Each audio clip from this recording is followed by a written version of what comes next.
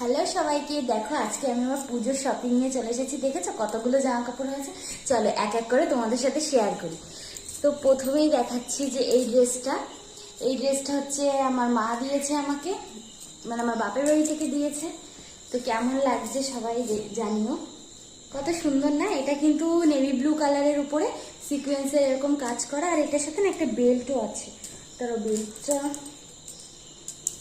কোথায় পাচ্ছি না,